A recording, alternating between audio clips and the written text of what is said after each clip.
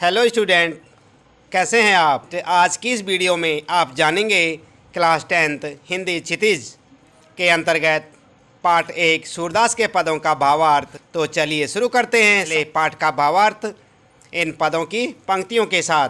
जैसे कि आप यहाँ पर देख सकते हैं पद, और यहाँ पर आप देखें उधो तुम हो अति बड़ भागी, अपरस रहत स्नेह तगाते नाहिन मन अनुरागी, पुरीन पात रहत जल भीतर। यहाँ पर ध्यान दें आप, पुरीन का मतलब होता है कमल। तारस देह न तागी, ज्यों जल माह तेल की गागरी, बूंद न ताको लागी, प्रीत नदी में पावन बोरियो दृष्टि न रूप परागी, और सूरदास अबला हम भोरी, गुरु चाटी ज्यों पागी। और चाटी का मतलब होता है यहाँ पर चीटी। तो आइए जानते हैं यहाँ पर इसका जो है भावार्थ। इन छंदों में गोपियाँ उद्धव से अपनी व्यथा कह रही हैं, वे उद्धव पर कटाक्ष कर रही हैं, क्योंकि उन्हें लगता है कि उद्धव तो श्री कृष्ण के निकट रहते हुए भी उनके प्रेम में नहीं बंधे हैं। गोपियाँ कहती हैं कि उद्धव बड़े ही भाग्यशाली हैं, क्योंकि उन्हें कृष्ण से जरा भी मोह नहीं है। उद्धव के मन में किसी भी प्रकार का बंधन या अनुराग नहीं है, बल्कि वे तो कृष्ण के प्रेम रस से जैसे अछूते हैं। वे उस कमल के पत्ते की तरह हैं, यानी कि वे उस कमल के पत्ते की तरह हैं जो जल के भीतर रहकर भी गीला नहीं होता है। जैसे तेल से चुपड़े हुए गागर पर पानी की एक बूंद नहीं ठहरती है, उद्धव पर कृष्ण के प्रेम का कोई असर नहीं हुआ है। उद्धव तो प्रेम की नदी के पास होकर भी उसमें डुबकी नहीं लगाते हैं, और उनका मन पराग को देखकर भी मोहित नहीं होता है। गोपियाँ कहती हैं वे तो अबला और भोली हैं, वे तो कृष्ण के प्रेम में इस तरह से लिपट गई हैं जैसे गुड़ में चींटियाँ लिपट जाती हैं। तो इस प्रकार इन पंक्तियों का अर्थ आपने देखा।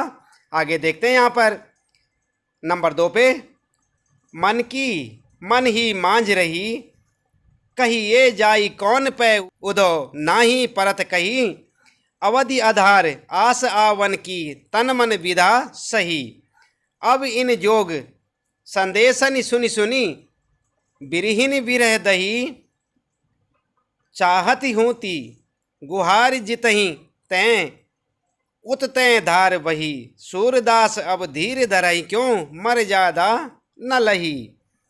तो इसका अर्थ होगा, इस छंद में गोपियाँ अपने मन की व्यथा का वर्णन उद्धव से कर रही हैं। वे कहती हैं कि वे अपने मन का दर्द व्यक्त करना चाहती हैं, लेकिन किसी के सामने कह नहीं पाती, बल्कि उसे मन ही दबाने की कोशिश करती हैं। पहले तो कृष्ण के आने का इंतजार में उन्होंने अपना दर्द सहा था, लेकिन अब कृष्ण के स्थान पर जब उद्धव आए हैं तो वे तो अपने मन की व्यथा में किसी योगिनी की तरह जल रही हैं। वे तो जहाँ और जब चाहती हैं कृष्ण के वियोग में उनकी आंखों से प्रबल अश्रुधारा बहने लगती है। गोपियाँ कहती हैं कि जब कृष्ण ने प्रेम की मर्यादा का पालन ही नहीं किया तो फिर गोपियाँ क्यों धीरज धरें। तो इस प्रकार से आपने देखा अर्थ। आइए पढ़ते हैं यहाँ पर, हमारे हरिहारिल की लकड़ी, मन कर्म बचन नंद नंदन उर, यह दृढ़ करी पकरी, जागत सोवत स्वप्न दिवस निसी, कान कान जकरी, सुनत जोग लागत है ऐसो, यूं करुई ककरी, सुतो व्याधि हमको ले आए, देख सुनी न करी, यह तो सूर तिन्हीं ले सौंपो, जिनके मन चकरी। यहाँ पर जो है गोपियाँ कहती हैं कि उनके लिए कृष्ण तो हारिल चिड़िया की लकड़ी के समान हो गए हैं। जैसे हारिल चिड़िया किसी लकड़ी को सदैव पकड़े ही रहता है, उसी तरह उन्होंने नंद के नंदन को अपने हृदय से लगाकर पकड़ा हुआ है, यानी कि श्री कृष्ण को।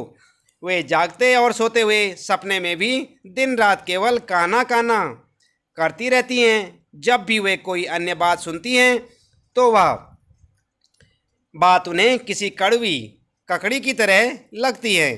कृष्ण तो उनकी सुध लेने कभी नहीं आए, बल्कि उन्हें प्रेम का रोग लगा के चले गए। वे कहती हैं कि उद्धव अपने उपदेश उन्हें दें जिनका मन कभी स्थिर नहीं रहता है। गोपियों का मन तो कृष्ण के प्रेम में हमेशा से अचल है, यानी कि स्थिर है। इसके बाद चौथी पंक्ति यहाँ पर पढ़ते हैं। हरि हैं राजनीति पढ़ी आए, समुझी बात कहत मधुकर के समाचार सब पाए। इक अति चतुर होते पहले ही अब गुरु ग्रंथ पढ़ाए, बड़ी बुद्धि जानी जो उनकी जोग संदेश पठाए। उधो भले लोग आगे के परहित डोलत धाये, अब अपने मन फेर पाई हैं चलत जो होते चुराए। ते क्यों अनीति करें आपुन जे और अनीति छुड़ाए। राज धर्म तो यह सूर जो प्रजा न जाहे सताए। यहाँ पर गोपियाँ कहती हैं कि कृष्ण तो किसी राजनीतिज्ञ की तरह हो गए हैं। स्वयं न आकर उद्धव को भेज दिया है ताकि वहाँ बैठे बैठे ही गोपियों का सारा हाल जान पाएं। एक तो वे पहले से ही चतुर थे और अब तो लगता है कि गुरु ग्रंथ पढ़ लिया है। कृष्ण ने बहुत अधिक बुद्धि लगाकर गोपियों के लिए प्रेम का संदेश भेजा है। इससे गोपियों का मन और भी फिर गया है और वह डोलने लगा है। गोपियों को लगता है कि अब उन्हें कृष्ण से अपना मन फेर लेना चाहिए, क्योंकि कृष्ण अब उनसे मिलना ही नहीं चाहते हैं। गोपियाँ कहती हैं कि कृष्ण उन पर अन्याय कर रहे हैं। कृष्ण को तो राजधर्म पता होना चाहिए, जो ये कहता है कि प्रजा को कभी भी सताना नहीं चाहिए। तो इस प्रकार से आपने स्टूडेंट जाना यहाँ पर इन पंक्तियों का भावार्थ।